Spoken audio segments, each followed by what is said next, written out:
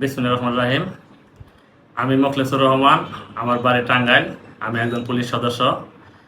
আমি অনলাইনে ডাক্তার নুরুল ইসলামের রিভিউ দেখে আমার ফিস্টুলা হয়েছিল। আমি গত 4 তারিখ থেকে চিকিৎসা নিয়ে আজ পর্যন্ত চিকিৎসা নেই।